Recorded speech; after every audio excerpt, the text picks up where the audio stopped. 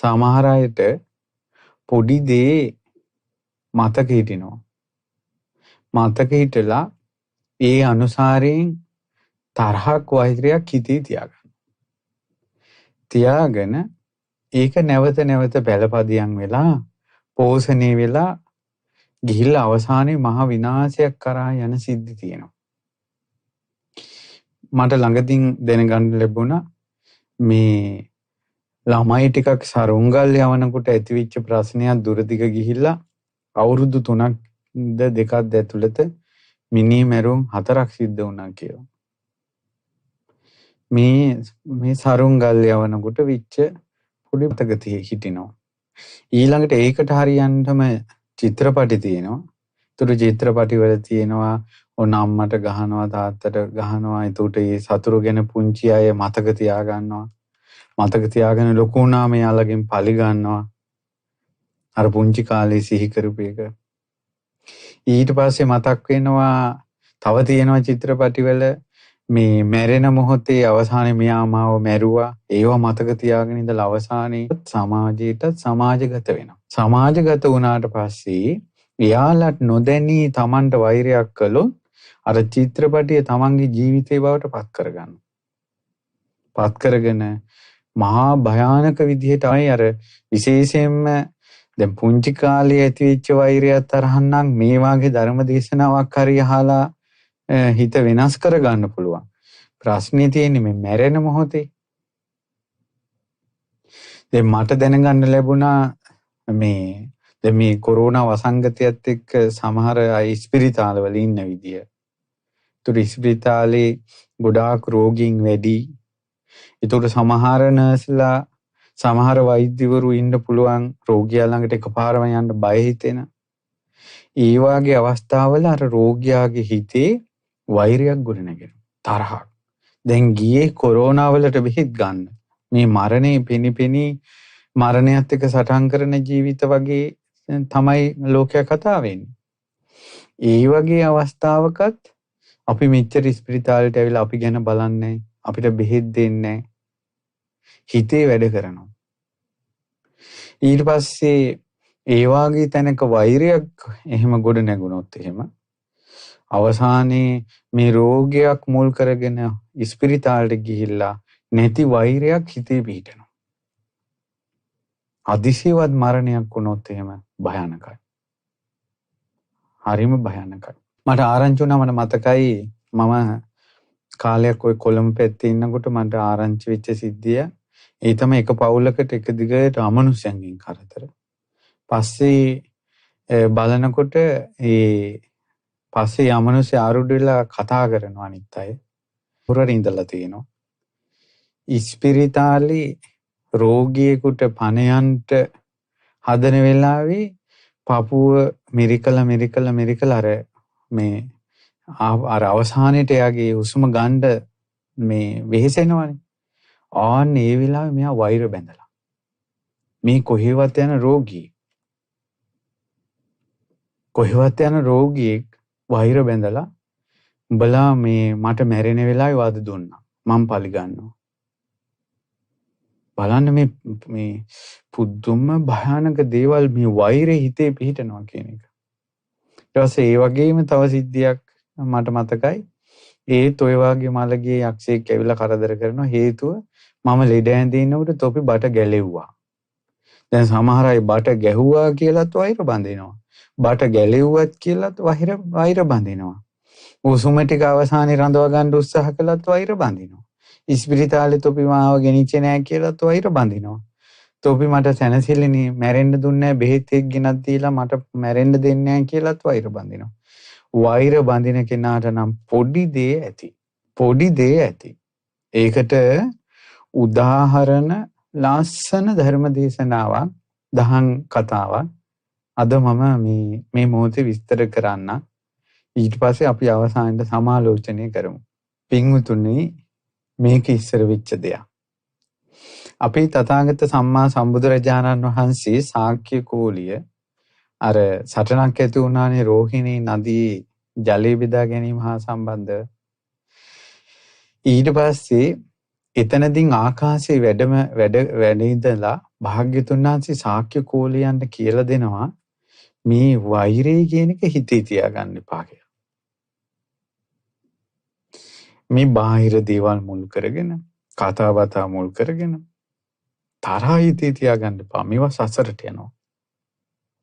භාග්‍යතුන් වහන්සේ වදාලා පින්වත් ශාක්‍යවරුනි, කෝලියවරුනි, අතීතයේ බොහෝ කාලයකට පෙර බරණැස් නුවර එක්තරා වෙලෙන්දෙක් හිටියා, බ්‍රාහ්මණ වෙලෙන්දෙක්.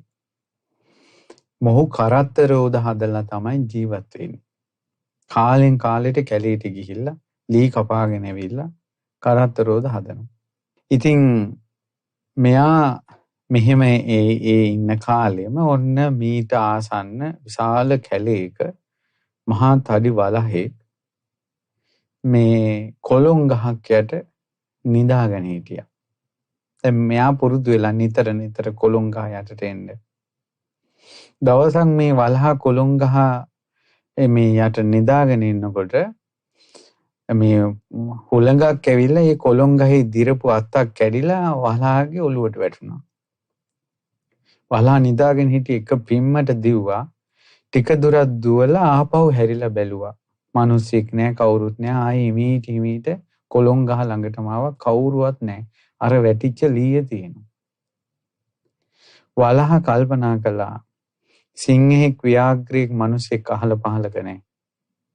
ඒතර මගේ ඔළුවට ගැහුවේ කවුද? දැන් මෙයාට ඔළුවට ලීයක් වැටුණා කියන සංඥාව ආවේ නෑ. මගේ ඔළුවට ගැහුවේ කවුද? කතා දෙකක් නෑ. මේ ගහේ ඉන්න දෙවියා තමයි මට ගැහුවේ. මෙතන දැන් කොළොන් ගහ ළඟට ගියා. ගිහිල්ලා ගහට තට්ටු කරලා කිව්වා මේ ගහ යට මෝ ලගිනවා. ඒ ඊළඟට එක එක සතා සිව්පාවා ලගිනවා. උන් එකෙකුට ඔහි මේ පොල්ලෙන් ගැහුවේ නෑ. මට විතරක්ම ගැහුවා පොල්ලෙන්. මම මේ ගහේ කොළ කෑවේ නෑ. ගෙඩි කෑවේ නෑ. මගෙන් තමුසෙට කිසිම හානියක් වුණේ නෑ. දැන් වලහා කියනවා උඹ මට පොල්ලෙන් ගැහුවා. මතක තියාගනින් මම මේක ලේසියෙන් අරින්නේ නෑ. මේ බුදුරජාණන් වහන්සේ පහළ වෙන්නක් කලින් ඈත වෙච්ච සිද්ධියක්. අද කාලේ කේස් ඒ විදිහටම තියෙනවා. දැන් අර දෙවියා හාංකවිශ්යක් දන්නෙත් නෑ, ගහ දන්නෙත් නෑ. හුළඟට අත්තක් වැටිලා. ඔය වාගේ අස්ථානේ වෛර බැඳින් අද කාලෙත් නැද්ද? අපි දන්නෙත් නෑ අපිත් එක්ක සමහර අය වෛරයි. අපි දන්නෙත් නෑ අපිත් එක්ක සමහර අය තරහ. දැන් ඔය සමහරලාට ධර්මදේශනා අපි දැන් ධර්මදේශනා කරනවානේ. ඔන්න කාලයකට සැරයක් ඔය විටින් විට එන ඉදිරියටත් ඕන තරම් වෙයි. මොකක් හරි අපි කියන ධර්මදේශනාවකින් කෑල්ලක් කපාලා අරගෙන මුළු Facebook වල හැමතැනම බයිනවා. අපි ජීවිතේට දැකලත් නැහැ. කතා කළත් නැහැ. අස්ථානේ වෛරේ. හේතුවක් නැහැ. අපිත් එක කතා කළත් නැහැ. ඉතින් ඒ නිසා මේ අස්ථාන වෛරි බඳිනවා. තරහ උඹෙන් පලි ගන්නවා කියලා. ඊට පස්සේ දැන් වලහාගේ වෙන සිහි කල්පනාවක් නැහැ. උඹෙන් පලි ගන්නවා. මට මේ ගහ යට නිදාගෙන ඉන්නකොට බෝලුවට ගැහුවා පොල්ලකින්. දැන් ගහ ගැන හිතන්නේ. ඊට පස්සේ මේක කල්පනා කර ඉන්නවා ඉතින්. දැන් ඔය අතරේ කාලෙ ගිවුණා. ඊට පස්සේ අර කරත්ත හදන වඩු බහසුන් නැහැ. කරත්ත රෝද වලට ලී ඕන වෙලා කැලේ ගියා. කැලේ මේ කරත්තත් අරගෙන ලී පටව ගන්නත් ඔක්කොම ටික හදාගෙන ගියා. ඉතින් වලහා මේක දැක්කා ඇති. දැකලා වලහාට හිතුණා මෙන්න අවස්ථාව කියලා අර මිනිස්සු යනුට එකපාරම ඈතක ඉඳලා කෑ ගහලා කිව්වා "ඒ මිනිසුනි උඹලා කොහෙද මේ යන්නේ?" ඒතර අර මිනිස්සු ටික ඔක්කොටම පුදුම හිතුණා. ඒ කරත්ත බාසුන්නේ කියනවා මම මේ ජීවිතේට සතෙක් මනුස්ස භාෂාවෙන් කතා කරනවා ඇහුවාමයි. ඊට පස්සේ අර වලහා කිව්වා මේ කැලේ වගේ දේවල් සිද්ධ වෙනවා. ඔහෙලා මොකටද මේ කැලේට ආවේ? ඊට පස්සේ කිව්වා අපි මේ කරත්ත හදන්න මේ ලී වාගයක් කපන්න. බොහොම හොඳයි කිව්වා. ඊට පස්සේ කිව්වා මිනිස්සුනි උඹලා දන්නවද මේ මිනිස්සු නොදන්න ශාස්ත්‍රයක් තියෙනවා. ඒක මිනිස්සුන්ට දැන් අමතක වෙලා. හැබැයි ඒව අපිට මතකයි. ඒ තමයි කරත්ත හදන්න හොඳම ලී වර්ගය දන්නවද කියලා හෙව්වා. ඊට පස්සේ අර බාසුන්නලා කිව්වා මේ අර හයිය ලී වර්ගවල නම් ඔය උඹලා පස්සේ හදාගත්තේ වගේ. පුරාණ කාලේ ඉඳලා මහා වාසනාව ඇතිවන ඊළඟට හොඳ වටිනා කරත්ත රෝද ඈත අතීතයේ හැදුවේ කොළොන්ලියෙන් කිව්වා. ඒ නිසා මිනිසුනේ නුඹලා මේ කැලේට ආපු එකේ අරන් යනවා නම් කොළොන්ලිය අරන් ඵලයන් කිව්වා. ඊට පස්සේ කිව්වා ඒ බාසුන්නෑ එච්චර කොළොන්ලිය ගැන එච්චර තොරතුරු දන්නේ නැහැ. ඊට පස්සේ කිව්වා කොහොමද ඒ තොර අයියෝ ඔහෙලා මේ බලනවා කොමී නමට වඩු බාසුන්නලා ගස් දන්නේ මෙහෙ එනවා ගහ පෙන්නන්න කියලා ගිහිල්ලා අර දඩාර කොළොන් ගහ පෙන්නවා. නරක හොඳම ලීය කිව්වා. ඉතින් පින් දුන්නා අර බාසුන්නේ වලහට අප්‍රමාණ පින් දුන්නා. පින් දීලා එනං ඔහෙලා ඔක කපා ගන්න කියලා හරි සතුටුයි. ඒ කියන්නේ මේ විස මුල් තියෙන මිහිරි අග තියෙන එකක් නෙමේ වෛරය තරහා. ඇයි වෛරයෙන් පෝෂණය වෙලා අනිත් අයට විනාශ වෙනකොට සතුටු වෙනවා. අනිත් අයට විනාශ වෙනකොට සතුටු වෙනවා. දැන් ඊළඟට මොකක් වෙයිද මේක නැසෙයිද ඊළඟට මොකක් වෙයිද නැසෙයිද? තරහ කියන්නේ පුදුම එකක්. වෛරය කියන්නේ පුදුම එකක්. හරි සතුටුයි. ඊපස්සේ වලහ දැන් මේක දීලා ඈතට වෙලා දැන් බලහින්න ගියා. දැන් මිනිස්සු කොළොන් ගහ සුද්ධ කරලා කපන්න පටන් ගත්තා. කොළොන් ගහේ දෙවියන් ගහට බද්ධ වෙලා ඉන්නේ. ඒ දෙවිය ඇත්තට මේ ගහේ දෙවියෙක් හිටියා. ඒ දෙවියා එකපාරම දැනගත්තා. අර වලහේ කතා ඔක්කොම අහගෙන හිටියනේ. අර එදා වෙච්ච දේ මෙයා ආස්ථානේ වෛර බැඳගෙන මට කළේ මමත් මේක අතාරින්නේ නැහැ. ඊට හපන් දෙවියා දැන්. දෙවියා මොකද කළේ? ඈතට ගිහිල්ලා විස්මාරු කරගත්ත මිනිස්සෙක් විදියට. කැලේ මැදින් මතු වුණා. අර මිනිස්සු ඇහුවා ඔය කවුද? මම මේ කැලේ මේ වැඩකට ආපු ගමන්. ඊට පස්සේ ඔයලා මොකද මේ කරන්නේ? මේ කොළොන් ගහ කපනවා. මොකටද? කරත්ත රෝද හදන්න. ඊට පස්සේ මෙයා කිව්වා බොහොම අගේ. ඕක ඉස්සර අරන් තියනවා කොළොන් ගස් කරත්ත රෝද හදන්න. දැන් අරයට තවත් සහතික වුණා වලහ කියපු එක. එතෙන් මේ මිනිස්සෙක් කියනවානේ ඕක ඉස්සර අරන් තියනවා කියලා. දැන් මේක යන්නේ බොරු කතාවක් මේ වෛරයත් එක්ක. හැබැයි කිව්වා මේ ඉස්සර කරත්ත රෝද කොළොන් ගහෙන් හැදුව පළියට කරත්තේ වටිනාකම ඉන්නේ නැහැ කිව්වා. එහෙනම් කොහොමද ඉන්නේ හො? කරත්ත රෝදේ අර නිම් වලල්ලට යකඩ දානවා යකඩ පට්ටම. ආන්න ඒ වගේ වලස් හැමෙන් නිම් වලල්ල වෙලන්න ඕන කිව්වා කරත්තේ වටිනාකම ඉන්නේ. කොහොමද වෛරේ? ඊට පස්සේ කිව්වා මේ බෙල්ලේ ඉඳලා තමයි කිව්වා හැම ලියා ගන්න ඕනේ පටිය වගේ බෙල්ලේ ඉඳලා ඒ වලස් හැමෙන් පටි අරගෙන හිමීට වෙලන්න ඕන කිව්වා.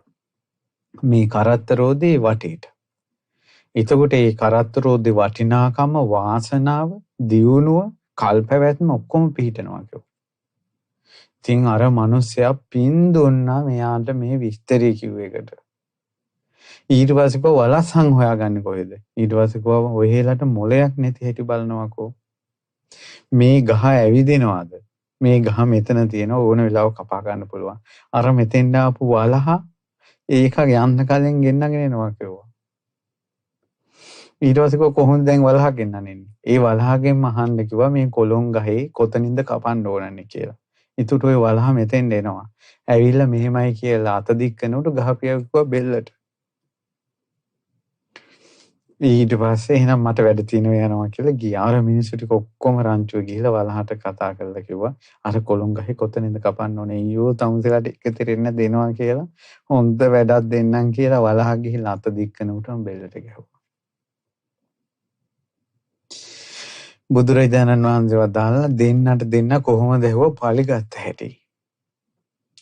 එතකොට ඒ මිනිසුන්ගෙන් ගමට ඒ ආරංචි ඇවිල්ලා පරම්පරා ගණනාවක් මිනිස්සු අතර පැතිරුණා කරත්තවලට හොඳ කොළොන්ලිය කියලා. කොළොන්ලියේ නිම් වලලු වලස් හැමෙන් වෙලන්න ඕන කියලා පැතිරුණා. ඒ නිසා පින්වත් මහණෙනි බොහෝ කාලයක් කොළොන් ගස් කැපුවා මිනිස්සු. පරම්පරා ගානක් වලස්සු මැරුවා. මේ පුංචි ප්‍රශ්නයක් මුල් කරගෙන බොහෝ කොළොන් ගස් නැසුණා. බොහෝ වලස්සු නැසුණා. පින්වත් මහණෙනි කොළොන් ගහේ වලහගේ වෛරය කල්පස්ථායි. කල්පේ ඉවර වෙනකල් තියෙනවා කියෝ. අදටත් වලස්සු කොළොන් ගස් යටින් යන්න කැමති නැහැ. කොළොන් ගස් යට බුදියා ගන්න කැමති නැහැ. අදටත් කොළොන් ගස් වල ඉන්න දෙවිවරු තමන්ගේ කොළොන් ගහ යටට වලස් වෙනවට කැමති නැහැ. කල්පයක් වෛරය තියෙනවා. බුදුරජාණන් වහන්සේ වදාලා කවදාවත් වෛර හිතේ තියාගෙන ඉන්න එපා. තෝ කියලා ඇඟිල්ල දික් කරගෙන බනින්න එපා කිව්වා. වාද විවාද කරන්න එපා කිව්වා. බුදුරජාණන් වහන්සේ වදාලා එක එක්කෙනා බයින එක, එක එක්කෙනා ඇඟිල්ල දික් කරගන්න එක, වාද විවාද කරන එක, මේ සැර පරුසව සංවාද කරගන්න එක මොනර නැටුමක් වගේ කිව්වා. එක එක්කෙනා දෙපැත්තට වෙලා පිල් බෙදිලා බැනගන්න එක මොනර නැටුම් නටනවා වගේ කිව්වා. මොකද්ද ඒ? හැම එක්කෙනාගේම පස්ස එළියේ. එක එක්කෙනාගේ අඩුපාඩු ටික ඔක්කොම එළියට එනවා. බුදුරජාණන් වහන්සේ වදාලා මේ බුද්ධ ශාසනයේ මොනර නැටුම් නටන්න එපා කිව්වා. කවදාවත් එකිනෙක කෙනාට ඇඟිල්ල දික් කළ චෝදනා කරන්න එපා කිව්වා. වාද විවාද කරගන්න එපා කිව්වා. තරහ වෛර හිතේ තියාගන්න එපා කිව්වා. පුංචි වෛරය. එතකොට බලන්න පින්වත්නි පුංචි දේ හිතේ තියාගෙන ඒකෙන් වෛර හිතේ හටගන්න හැටි. දැන් ඔබගේ ජීවිත දිහත් බලන්න. පොඩි දේ මතකයි. මිනිසෙක් අවුරුදු 15ක් හිතවත්ව ඉඳලා Tamanට කළ උපකාර මේ මිනිසයාගෙන් වචනයක් මිස් වෙච්ච ගමන් අමතක වෙනවා. කෙලෙහි ගුණ නැත්තටම නැති වෙනවා. නැති වෙලා මෙහෙම කිව්වා කියලා එනවා. මේ වෛරයට ගොඩක් බලපානවා කෙලෙහි ගුණ නැති බව. දැන් වලහට කෙලෙහි ගුණ තිබ්බනම් මම මෙච්චර කාලයක් මේ ගහ යට läග්ගානේව කියලා. ඉතින් ඒ නිසා මේ විදිහට පින්වත්නි තරහ වෛර නම් හිතේ තියාගන්න හොඳ නැහැ. දැන් ඒකට මෙහෙම ලාමක මේ ලෝකේ ලාමක සත්වයන් ඉන්නවා. ඒ ලාමක සත්වයාගේ හිතේ වෛරය පිහිටනවා. උතුම් සත්වයෝ වෙනවා. උතුම් පුජ්‍යලයාගේ හිතේ කෙලෙහි ගුණ පිහිටනවා. එතකොට එයාට පොන්චි උපකාරයක් කළත් මතකයි. උතුම් කෙනාට. ලාමක කෙනාට මොකද වෙන්නේ? පොන්චි අගුණේ මතකයි. උඹේ දා මට මෙහෙම කිව්වා කියලා. උඹේ දා මට මෙහෙම කිව්වා කියලා ඒක මතකයි. ඉතින් ඒ නිසා මතක තියාගන්න තමන් උතුම් කෙනෙක්ද හීන කෙනෙක්ද කියලා. නිසා කවදාවත් ඔබ උතුම් කෙනෙක් වෙන්න කැමති නම් මේ ධර්මයට සුදුසුෙක් වෙන්න කැමති නම් මේ බුද්ධ ශාසනය පිහිට ලබා ගන්න කැමති කෙනෙක් නම් වෛර තරහ කෝරෝධ හිතේ තියාගන්න එපා. ඔබට මතක නැද්ද?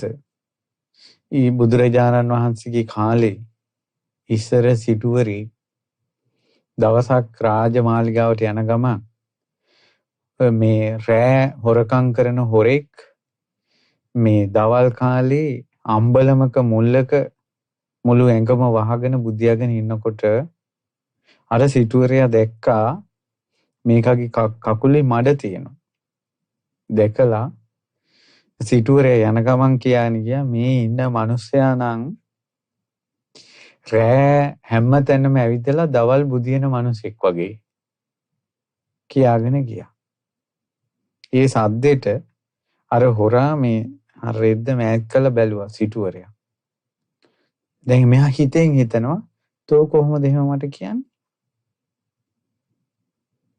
බොයි වචනේ මතක තියාගනින්. දැන් එයා අර හිතෙන් කියනවා. අරයට කියනවා උඹ ඔක මතක තියාගනින්. මම ඔක ලේසියෙන් අරින්නේ. දැන් මේක මම ලේසියෙන් අරින්නේ කියන වචන තියෙනවනේ. අද කාලේ සමාජයට ඇවිල්ලා තියෙනවනේ. මම මේක ලීසියෙන් හරින්නේ. ඊට පස්සේ මෙයා මොකද කළේ? ඒ සිටුවරයාගේ කුඹුර 7 වතාවක් කුඹුරු ගිනි තිබ්බා. එතකොට එක කුඹුරක් ගිනි තියනවා කියන එක කොහොම එකක්ද? මේ පින්වතුන් මතකද මෑත භාගේ එක මිනිස්සෙක් ඔය කුඹුරක වතුර හරවන වෛරයකට එයාගේ කුඹුර තියෙන්නේ වතුරේ එන ඇලපාරෙන් ඈත. වතුරේ එන ඇලපාරේ මුල් තැන කුඹුරේ මිනිස්සු වතුර හරවුවට පස්සේ අරහෙට යන්නේ මේ වෛරේ පිහිටියා. පිහිටලා මෙය අරයයි කුඹුර පාළු වුණා මෙයයි කුඹුර සරසාරයි. මෙයා කුඹුරු කපලා කොළ ගොඩ ගහලා තියෙනකොට ඒ කොළ ඒ කාලේ වේලෙන කාලේ මෙයා රෑවිල්ලා අර මේ ගොයන් කොළේට ගිනි තිබ්බා. අර ගොයන් ගොඩට. ඔය මිනිස්සයා පස්සේ කාලේ අසනීප වෙලා තියෙනවා බත් කන්න බෑ. පස්සේ කාලේ අසනීප වෙලා ඔයාලා කියන්නේ පින්වත්නි අවුරුදු 17ක් බත් කන්න බෑ මේ ජීවිතේම. ඒ අවුරුදු 17ෙම එක එක දේවල් දිය කර දෙනවා. බත් ඇටයක් මිශ්‍ර වුණොත් අර දිය කළා දෙන එකට වමන යනවා. මැරුන්නේ අවුරුදු 17ක් ඉඳලා විඳවලා මැරුණා. ඔය එක ගොයම සිටුවරුන්ගේ ගොයන් කියන්නේ යායව. යායකට ගිනි තිබ්බා. අවුරුදු 7ක්. අවුරුදු නැත කන්න දෙකක් නා අපි කන්න තුනක් නම් අවුරුදු දෙකමාර. කන්න තුනක් නම් කන්න දෙකක් නම් 7 වතාවක් කියලා කියන්නේ අවුරුදු 3මාර. මේ විදිහට මේ වෛරය හිතේ තිබ්බා. කොහොම කර්මයක් අර සොරා රැස් කරගත්තද? මොකද්ද මේ වෛරය? අර යන ගමන් වචනයක් කියපු එක. සිටුවරයට දැන් හොයාගන්න බෑ මේක. ඒ සිටුවරය සාමාන්‍ය විදිහට ඉන්නවා. මොන වෙනස් නැහැ. ඔය වෛරක්කාරයෝ හරි තරහා විශ්සෙන දෙයක් තමයි Taman තරහෙන් ඉන්න අයගේ මොනේ හිනාවට කැමති නැහැ. හරියට ඒ තරහකාරයා සතුටින් ඉන්නවට කැමති නැහැ. ඊළඟ වෛරයෙන් ඉන්න කෙනාගේ මෝන සතුටු වෙන මොහොත තමයි අර Taman තරහා ඉන්න කෙනා ලෙඩ වුණොත් අතප්පයක් කැඩුනොත් ඒ පවුලට කරදරයක් වුණොත් මෙයාගේ මෝන කැවුම වගේ එනවා. පිපිලා එනවා. සිනාවතු වෙනවා. ඊට පස්සේ දැන් අර සිටුතුමා සතුටෙන් ඉන්නකොට හොරහට හරි නැහැ. තව තරහ වැඩි. ඊට පස්සේ මොකද කළේ? සිටුතුමාගේ ගව පට්ටියට රෑ ඇවිල්ලා 7 වතාවක් ගවයන්ගේ කකුල් කැපුවා. 7 වතාවක්. ඊට පස්සේ ඒත් සිටුතුමා දුකෙන් නැහැ. ඊට පස්සේ මෙයා සිටුතුමාගේ ළඟම හිතවතත් එක්ක හොර රහසේ ඉන්න සතුට මේ හිතවත් වෙලා ඇහුවා සිටුතුමා වැඩිපුරම කැමති මොකටද? සිටුතුමා වැඩිපුරම කැමති බුදුරජාණන් වහන්සේගේ ගන්ධ කුටිය තමයි සිටුතුමා හැදුවේ. හරි සතුටුයි ඔකට නිතර යනවා ගිහිල්ලා වඳිනවා කියලා. බුදුරජාණන් වහන්සේගේ ගන්ධ කුටිය ගිනි තිබ්බා. ඊට පස්සේ දැන් ගින්න ඇවිලෙනකොට මිනිස්සු ඔක්කොම වට වුණා. සිටුතුමාත් ආවා. හොරත් පිරිස ඇඳ හිටියා. සිටුතුමා අප්පුඩි ගැහුවා. සතුටුයි. මිනිස්සු අහනවා ඇයි දුක නැද්ද? අනේ මට දුක නෙවෙයි. මං එක ගන්ධ කුටියක් හදලා පූජා කළා. මට ආයෙත් ගන්ධ කුටියක් හදන්න ලැබෙනවා. ඒක හරි පුදුම මේ කොහොමද සත්පුරුෂකමේ සිටුවයාගෙන මට ආයෙත් ගන්ධ කුටියක් හදන්න ලැබෙනවා. දැන් අපි මිනිස්සු පන්සලක හරි කොයි හරි ගිල ගහක් කොලක් හදපුවම ඒ ගහ අඳුර අයින් කළොත් එහෙම වෛරේ. ඉතින් වෙන ගහක් හදන්නකෝ ගිහිල්ලා. තවත් පිනක් කියලා. මල් ගහක් හදනවා ගිහිල්ලා එනවා. මල් ගහ අඳුර අයින් කළොත් එහෙම තරහ. ඉතින් වෙන මල් ගහක් ගිහින් තියන්නකෝ. ඒකට හාඳුරෝ 100 වතාවක් ඔයාලා ගෙනියන එක අයින් කළොත් ඔයාලා 100 වතාවක් පූජාවල් කරනවා. ඉවරයිනේ ප්‍රශ්නේ. එකකම එල්ලිලා ඉන්නේ ඇයි?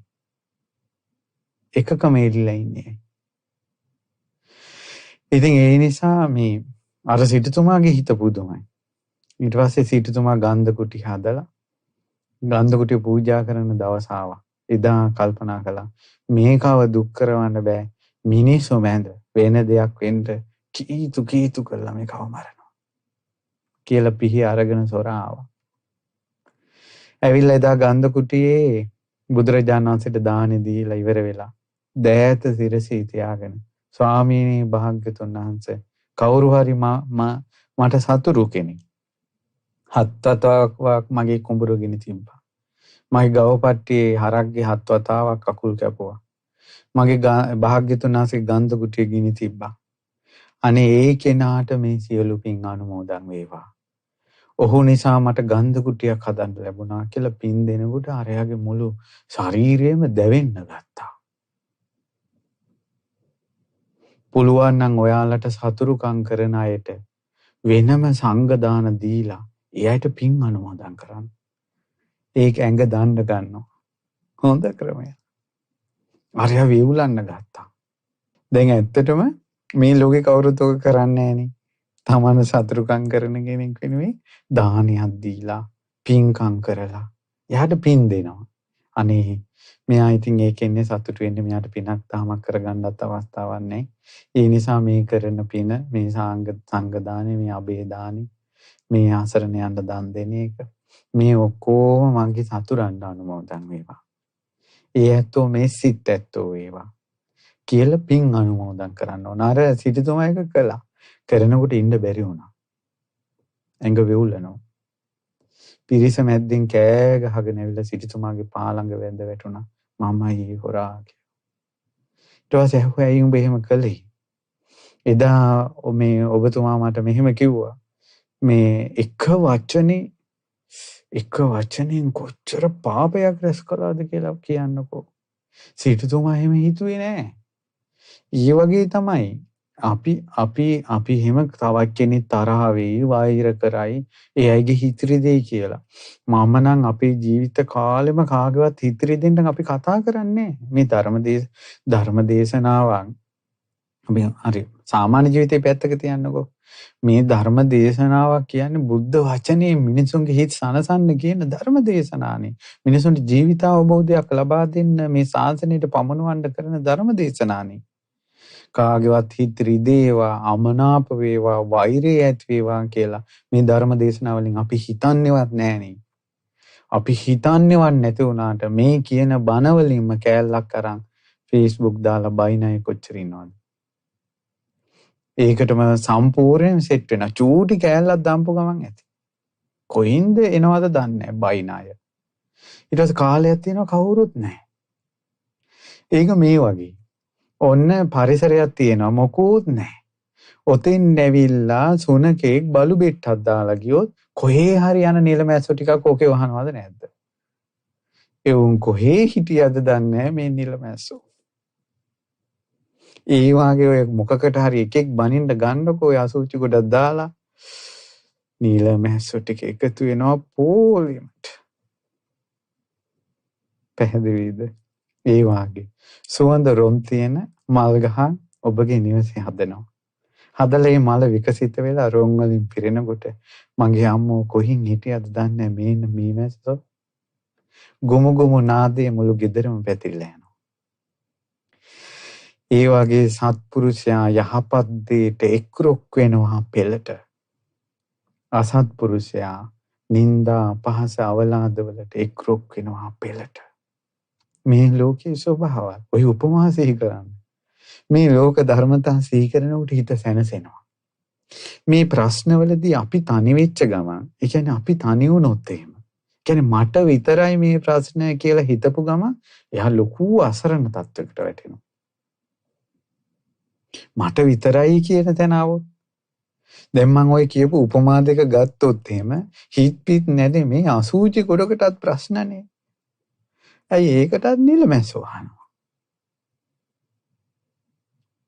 එතකොට මේ වගේ දේවල් කල්පනා කර ඉන්නකොට එයාගේ හිත උපේක්ෂාවටපත් වෙනවා.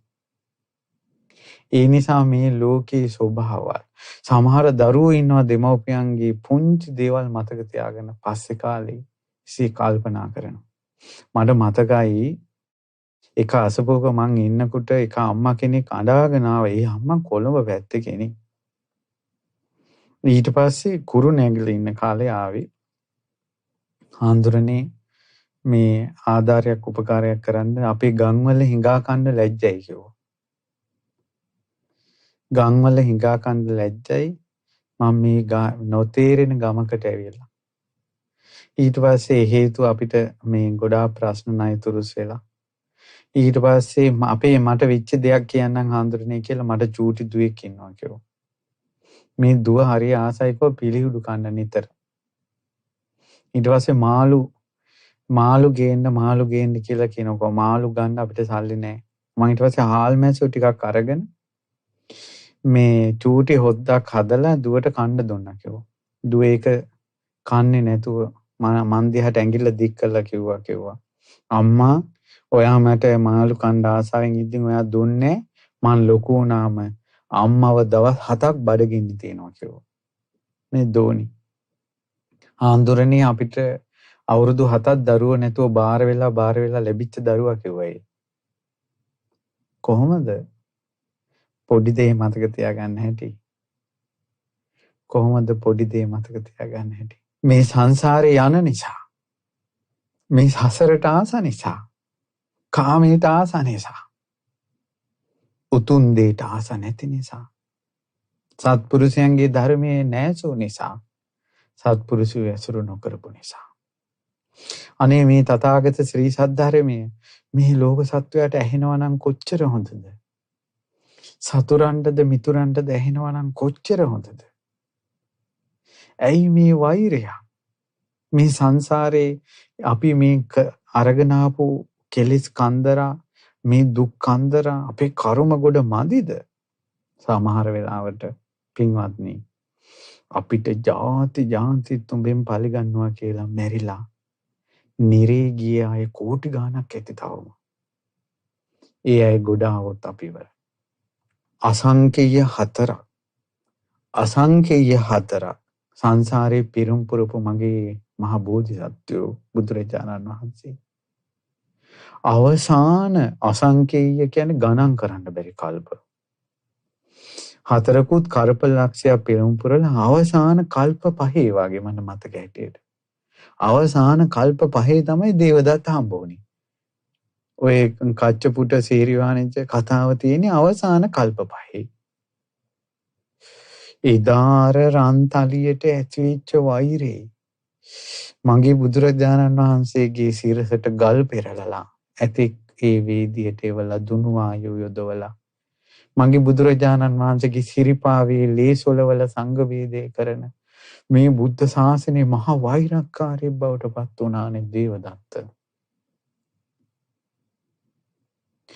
ඒ නිසා හරිම භයානකයි මේ. කොහොම හරි තරහ වෛර සංසිඳව ගන්න නැත්තම් හොඳයි. මං හිතන්නේ බුද්ධදාස රජුරුවන්ගේ කාලේ මෙහෙම සිද්ධියක් වෙලා තියෙනවා. දැන් බුද්ධදාස රජුරු හරි හොඳ කෙනෙක් නේ. මට මතක හැටියට කියන්නේ බුද්ධදාස රජුරුව දවසක් මේ ගමනක් යනකොට එක මිනිස්සෙක් දැකලා ඒ මිනිස්සයා රජුරුව දකින්නට තුක් කියලා කෙල ගහනවා. ඊට පස්සේ අමාත්‍යවරු මේක අහනකොට රජුරවන්ට වෛරයි. ශාප කරනවා පොළොවේ අත්ගගා ශාප කරනවා රජුරවන්ට. තොට එන හතරෙදියන් කියලා. ඊට පස්සේ මේ රජුරෝ දන්නේ නැහැ මේ මිනිස්සයා. රජුරෝ දන්නේ නැහැ. ඊට පස්සේ මම දැකලා තියෙනවා ඔය ඉන්දියාවේ අගමැතිගේ රූප ගම්වල මිනිස්සු ඒ රූපේ හදලා වයසක ගෑනු බාට වලින් ගහනවා අර අගමැතිගේ රූපෙට. දැන් අගමැතිතුමා දන්නේ නැහැ එතුමා ගෙදර. ඒ වගේ දැන් අර බුද්ධදාස රජුරවන්ට කෙල ගගහ ඒ නම කියා පොළවේ අත් ගගහ සාප කරනවා. මේ හිඟන මිනිස්සෙක් හිඟන්නේ. ඊට පස්සේ ඇමෙතුමා ඇවිල්ලා කෝ රජතුමනි මෙහෙම කියලා. ඊට පස්සේ රජතුමා වෛරයට ආස නැහැ. අද කාලේ තවක් කෙනෙක් වෛරෙන් ඉන්නවා කියලා දැනගත්තොත් ඊටපන් කියලා ඊළඟට ප්‍රතිවිරුද්ධව කටයුතු කරනවා. රජතුමා මොකද කළේ? වෙන කෙනෙක් එයාට හිතවත් කරවලා එයාට නිතර කන්න දීලා ඊට පස්සේ මොන කෑමට එයා සෙට් වුණා. ඊට පස්සේ අඳින්න දීලා ඔහොම කියලා ඉන්න තැනක් නැද්ද කියලා අර හොඳ තැන. දැන් මොකද රජතුමා ගැන කතාවන්නේ. ඊට පස්සේ අවසානයේ ඉන්න හිටින්න ගයක් හදලා දීලා සැපවත් කළා. ඔහොමම දීලා කාලයක් ගිහිල්ලා අවසානයේදී මෙයා ඉතින් පුදුම විදියට අරයත් එක්ක හිතවත් වුණා. අරයාට මේ ඔක්කොම කරලා දෙන එක. ඊට පස්සේ දවසක් එයාට කකුලේ තිල් ගගා ඉතින් සතුටි කතා කරන වෙලාව කිව්වා ලොකු උන්නේ දන්නවද මේ හැම දෙයක්ම අපිට කවුද දුන්නේ කියලා. ඊට පස්සේ කිව්වා කවුද කියලා දන්නේ හැබැයි මතු බුදු වෙන්න ඕන කිව්වා මේක කරපු කෙනා. ජාති ඉහෙන් බයින රෝගයක් ඇති නොවේවා. නිර්දත් දුකක් ඇති නොවේවා කියලා කඳුළු සැලුවා කවුරු වුණත් කමන්නේ කියලා. ඉතින් අනේ ඒක තමයි මේ ඔක්කොම අපේ බුද්ධ දාස රජුරෝනේ කලේ කිව්වා. හුස්ම හිර වුණා. ඊට පස්සේ මුල ඉඳලම විස්තර කිව්වා අපිට මෙහෙමයි. මේ ලංකාවේ මේ ඉන්න අයට එතුමා මෙහෙම කරනවා. සත්පුරුසයි ගුණවත් සර්පේකට පවා මෙහෙම මේ ලෙඩකින් දුකකින් ඉන්නවා දකින්න එතුමා කැමති නැහැ කියලා කියපු ගමන් හිත වුණා. රජුරෝ දකින්න ආසයි කිව්වා. ගෙන්නගෙන ගියා. ඇඬුවා. රජතුමා දැකලා ඇඬුවා. ඒ රජතුමාගේ පා අල්ලගෙන ඉම්බා. වෛරය නැති වුණා. නහි වේරේන වේරානි. වෛරෙන් වෛර නම් සංසිඳින්නේ. ඒ නිසා ඔබට සතුරෝ ඉන්නවනම් මේ සතුරන්න සතුරුකම් කරලා නම් මේක සංසිඳෙන්නෙම නැහැ. මම ඒකයි කිව්වේ පුළුවන් නම් දානයක් හරි දෙන්න. ජීවිතේට ඔයාලගේ ජීවිතේට සතුරෙක් වෙනුවෙන් දානයක් දීලා නැහැ. දානයක් හරි දෙන්න. මේ වෛරෙන් වෛර නම් සංසිඳෙන්නේ. මේ අසත්පුරුෂ ධාතුව වුණොත් වෛර මතක හිටිනවා. ඒකට ඕවා සංසාරේට යනවා. දැන් අපි දන්නේ නේවා. දැන් බලන්න බාහ්‍ය දාරුචීරිය උත්තමයන් වහන්සේ අරහත්වයටපත් වුණා. ගවයෙක් ඇවිල්ලා ඇනලා පිරිනොම් පෑවා. ඒ ගවයාට ආරෝඩුණී යක්ෂණිය. ඒ යක්ෂණිය සංසාරේ වෛර බඳු ගෑනු කෙනෙක්. ඒතර බාහ්‍ය දාරුචීරිය දන්නේත් නැහැ. එතකොට ඒ වෛරයෙන් ඇවිල්ලා ඒක අනිවාර්යෙන් ඒ වෛරේ ඊළඟට ඒ වෙච්ච පාප කර්ම ඒවත් එක භාග්‍යතුන් වහන්සේ දැනගෙන භාග්‍යතුන් වහන්සේත් නිහඬ වුණා. නිහඬ වුණා කියන්නේ ඔහුගේ මරණයට කලින් ධර්ම අවබෝධය ඇති කළා. ඉතින් ඒ නිසා සමහර වෛර ඇවිල්ලා පරිගැනින් ආවට පස්සේ ඒවට සමහර අයට කියන්නේ දෙවිවරුන්ටවත් නැදිහත් වෙන්න බෑ. තරහ වෛර. ඒවා ක්‍රමානුකූලව පුංචි දේ මතක හිටිනවා. දැන් ওই මල්ලව පොරකාරයෙක් මරලා ওই දසබෑ රජුරු වාසුදේව ගතපණ්ඩිත අංකුර ආදී දසබෑ රජුරු හිටියා. ඔකෙන් කෙනෙක් මරලා මේ මල්ලව පොරකාරයෙක් කියන්නේ ඒ නගර වැසියෙන්නේ පොඩි කෙනෙන්නේ. එයා වෛර බැඳගෙන ඉඳලා අවසානයේ දසබෑ රජුරුවන්ගේ පරපුර අවසම්ම කරලා දැම්මා. යක්ෂික් වෙලා ඉපදිලා. පුංචි දේ මතක හිටින්න. ඊළඟට ඔබ අහලා නැද්ද තිලමුට්ටි ජාතකේ මේ දැන් අද අපි කතා කළේ පන්දන ජාතකේ.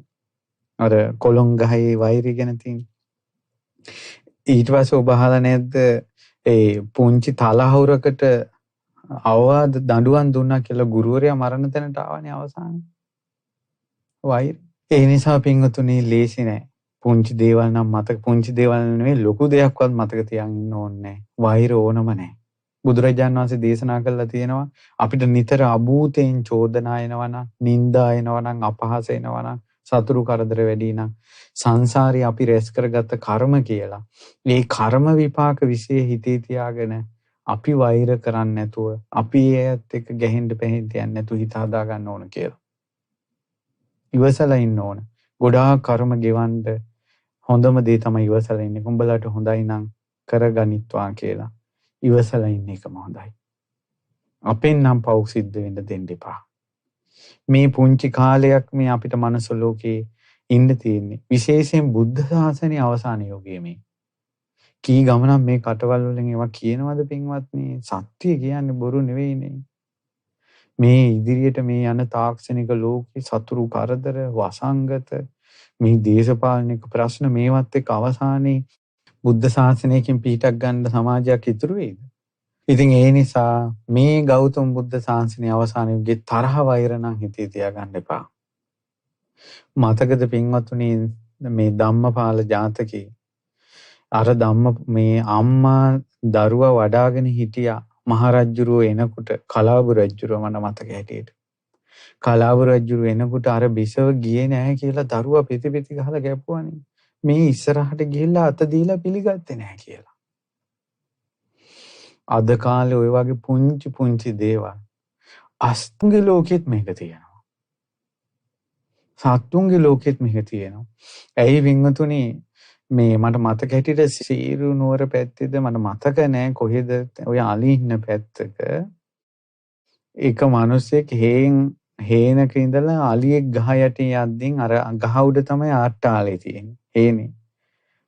ඊට පස්සේ ඒ අට්ටාලේ ඉඳලා අර මොකේ කරි කොල්ලෙක් මේ කවට කමට අලියාගේ ඇඟට චූ කරලා උඩ ඉඳලා. දැන් අන්න අලියා වෛර බැන්දා. කොල්ලේ අවුරුදු ගානකට පස්සේ ඒ අලියම අර මිනිස්සයා පාරේ ඉඳලා අල්ලගෙන පොලේ ගහලා පාගලා මස් කාලා.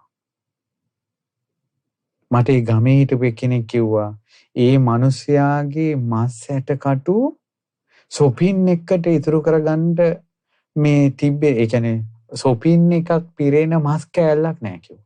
ඒ කියන්නේ එච්චරම කුඩු කළා. ඒකට අලියට කොච්චර වෛරයක් තිබිලාද? සතා සිව්පාවත් වෛර බඳිනවනේ පින්වත්නි. සතා සිව්පාවා වෛර බඳිනවා. ඒ නිසා මේ සංසාරේ භයානකයි.